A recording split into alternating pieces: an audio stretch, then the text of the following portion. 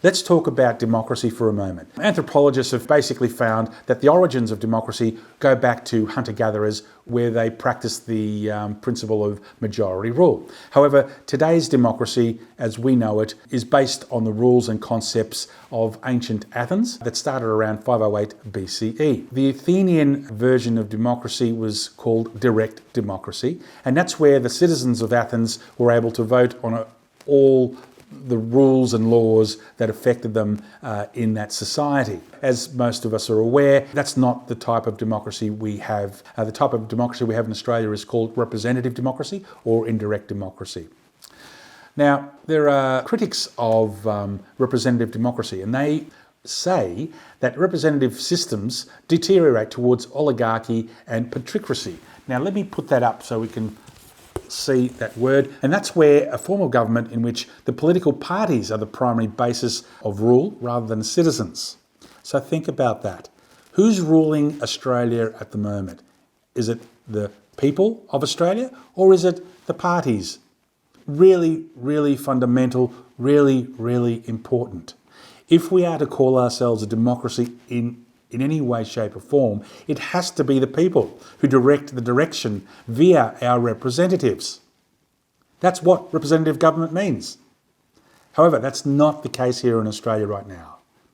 And for those of you who doubt what I'm saying, I want you to consider a couple of questions. Number one, who is your local member of parliament? Do you know who they are? And if you do know who they are, when's the last time you heard from them outside of the election cycle? Even if you actually have heard from them. I think common sense will tell us that a representative is someone, it would have to be someone who knows you to some degree, and hopefully more than less. How can they possibly represent your interests if they don't even know you? Which is exactly where we're at in Australia. This is the key change that needs to occur. We need to go back to basics. We need your voice as a voter, as a person in this society, to be heard, to be respected, and to be acted upon. Let's talk about an alternative that currently exists. By comparison, the Swiss model of democracy is called direct democracy. And this is where the Swiss citizens actually have a say in every facet of their life. They vote 4 times a year on things like local schools, if a local school should be built, if a road should be built. In fact, they vote on their constitution and in international law. Between 1995 and 2005, Swiss citizens voted 103 times on federal questions. They vote in every facet of their life. Can you imagine having that sort of a say in how your society and your community evolved? How awesome would that be? That's what the minor parties would like for you.